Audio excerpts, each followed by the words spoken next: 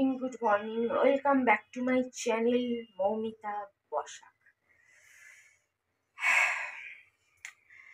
তো 1.5 বছর প্রায় হয়ে গেছে আমরা একান্তে কোথাও বসে বা একান্তে কোথাও বসে না, মানে কোথাও প্রাইভেট টাইম স্পেন্ড করা, কোয়ালিটি টাইম স্পেন্ড করা, কোথাও পার্সোনাল কোথাও গিয়ে।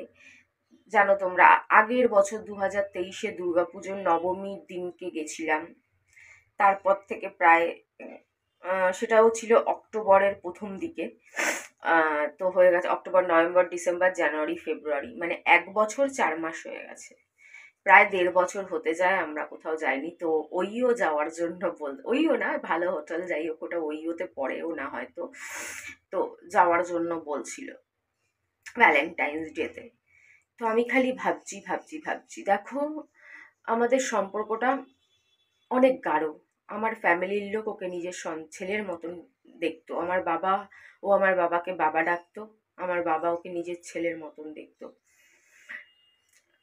10 বার সিঁদুর পরানো, মঙ্গলসূত্র পরানো, ওরা যেহেতু নন বেঙ্গলি, মঙ্গলসূত্র পরানো, সমস্ত কিছু কমপ্লিট। ঠাকুরের পাতার সিঁদুর পরানো, ঠাকুরের সামনে 7 পা, মন্দিরটাকে 7 বার চক্কর দেওয়া, হাতে হাত দিয়ে, তারপর হাতের উপর হাত দিয়ে তার উপরে ফুলমালা অমুক তমুক দিয়ে মন্ত্র পড়িয়ে, ঠাকুর মশাই থেকে মন্ত্র পড়িয়ে, তারপর ঠাকুর মশাইকে টাকা দিয়ে, সমস্ত কিছু কমপ্লিট। তো সেই হিসেবে একটা সম্পর্ক তো আছেই, একটা সম্পর্কের বাঁধনও আছে, টানও আছে। খোকনের প্রেমটা আমার জীবনের প্রথম প্রেম হলেও তখন হয়তো প্রেম বোঝার বয়সই ছিল না, তখন ইনফ্যাকচুয়েশনটাকেই প্রেম ভেবে ফেলেছিলাম হয়তো। যাই হোক, তারপরে বিয়ে হওয়ার পরে খোকনের সাথে যথেষ্ট নেভানোর চেষ্টা করেছি। সেটা হয়তো ও আমার স্বামী সেইটা ভেবে করার চেষ্টা করেছি, কিন্তু সেইটা হয়তো রিয়েল প্রেম ছিল না। কেন, খোকনের জন্য আমি সেরকম ফিলিংস মেহসুস করিনি যেরকম রাজীবের জন্য করেছি। খোকনের জন্য আমি অত জান দিয়ে সবকিছু সর্বনাশ করতে পারিনি যত আমার সর্বনাশ রাজীবের জন্য আমার হয়েছে, আর আমি সেগুলোকে হাসি মুখে মেনেও নিয়েছি। তাহলে হয়তো সেটা আমার আসল প্রেম ছিলই না, এটাই আমার অ্যাকচুয়ালি প্রেম।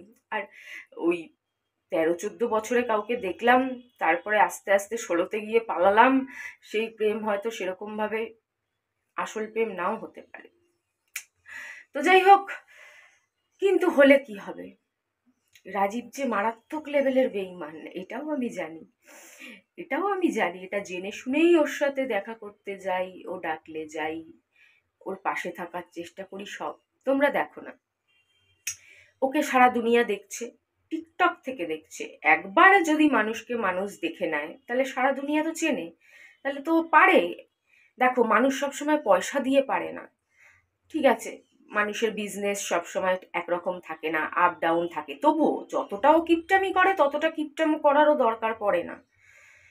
যেভাবে ও আমাকে কথা দিয়েছিল, তুই আমার বউ, তুই আমার সব কিছু, তুই আমার জীবন, তোর জন্য আমি নিজের জীবন দিয়ে দিতে পারি, সব কিছু দিয়ে দিতে পারি, সে কোথায় সেভাবে আমাকে ট্রিট করে। সে আমার রোগ বিঘ হলেও আমার খবর নেয় নাই যে ফোড়াটা হয়েছিল, তোমরা এত খবর নিয়েছো। ও একবারও জিজ্ঞেস করেছে? একবারও জিজ্ঞেস করেনি। এই যে 4-5 দিন ধরে দেখা করছি, একবারও জিজ্ঞেস করেছে? জিজ্ঞেস করেনি। লাস্টের দিন জিজ্ঞেস করেছিল কেয়া হুয়া থা, মানে কেয়া হুয়া থা থা মানে থা। তো যাই হোক, এই হচ্ছে ভালোবাসার নমুনা। তো কি করে ওর জন্য আমার ফিলিংস বেশি দিন বেঁচে থাকবে? যেটুকুনি আছে ওই নিব করে জ্বলে জ্বলে আছে আর কি, ওইটুকুনি দিয়েই চলছে। কিন্তু বিশ্বাস করো, আগের মতন টান, আগের মতন প্রেম, জান দিয়ে দেবো, জীবন লড়িয়ে দেবো, সেই ফিলিংসটা না আমি আর পাচ্ছি না। ফিলিংস কি দিয়ে আসবে? এক হাতে তালি বাজে না। ও কিছুটা দেখ, ওর থেকেও বেশিটা দেখবো, তাহলে তো ইচ্ছে করে আমার ভিডিওতে আসে না কেন জানো? যাতে আমার ভিউ না বেশি হয়ে যায়, আমি না টাকা বেশি ওর থেকে কামিয়ে ফেলি। নালে যাকে 1000 বার মানুষ দেখেছে তার ভিডিওতে আসতে প্রবলেমটা কোথায়? এখন তো আরো প্রবলেম নেই, যখন মারাত্মক লেভেলের প্রবলেম ছিল তখনই কিছু এ হয়নি। তো এখন তো কোনো কথাই ছিল না, মারাত্মক লেভেলের প্রবলেম কোনোদিনই ছিল না। একবার ওর দুঃসম্পর্কের আত্মীয়রা জেনে গেছিল, ওটাই একটা ছিল।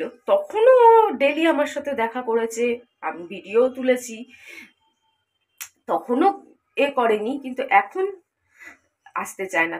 আসলে ব্যাপারটা এই না যে ওর মুখ দেখাতে চায় না, আর মুখ যদি মানুষ একবারে দেখে না তো চিনে গেল, সেই ভিডিও তো থেকে গেছে, হাজারবার তো মুখ দেখিয়েছে, তাহলে না দেখানোর কি হয়েছে? একমাত্র ওই আমার না ভিউ বেশি হয়ে যায়।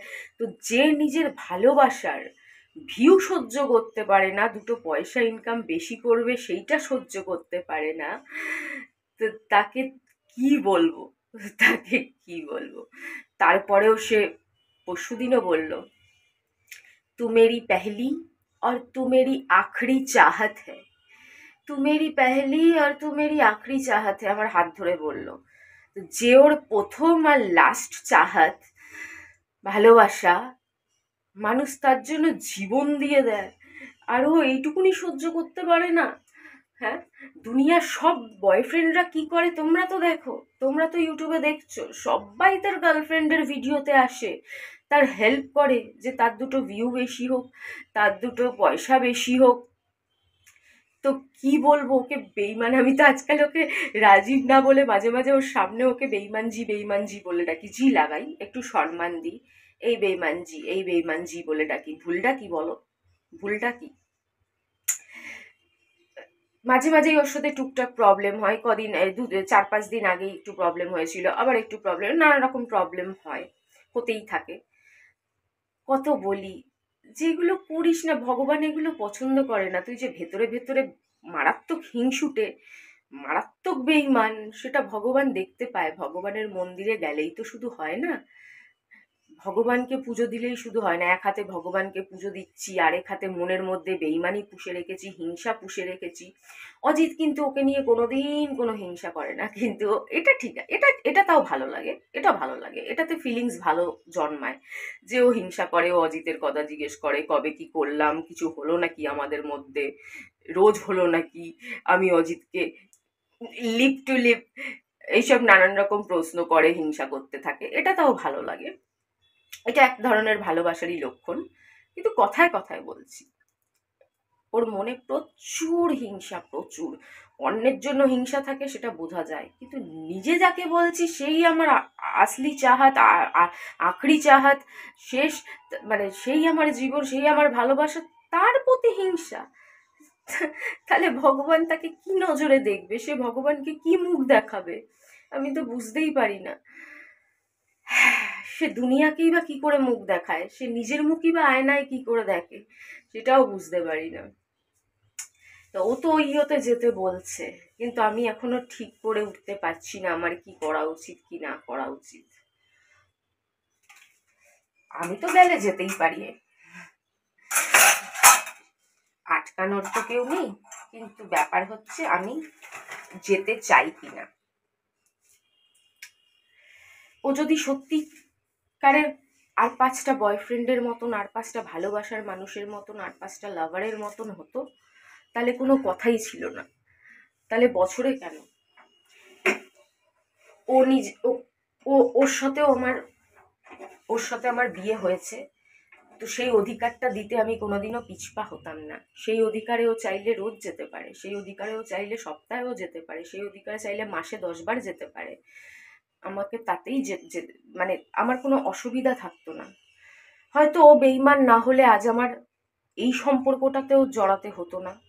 এখন জড়িয়ে ফেলেছি, এখন শ্রদ্ধা করি, এখন ভালোবাসি, এখন টান আছে, এখন সেটা আলাদা কথা, কিন্তু আসতেই হতো না এই সম্পর্কটাতে যদি ও এতটা বেইমান না হতো।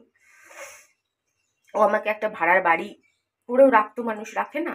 কত আছে এরকম সম্পর্ক, লোকানো ছোপানো, কত কত কত আছে। এই বাগুইহাটিতেই কত মানুষকে চিনতাম, একজন প্রমোটার দাদা, একজন দোকানের মালিক, এরকম কত আছে যে বউকে ফ্ল্যাট কিনে, আরেকটা সেকেন্ড ওয়াইফকে ফ্ল্যাট কিনে দিয়ে আলাদা রেখেছে।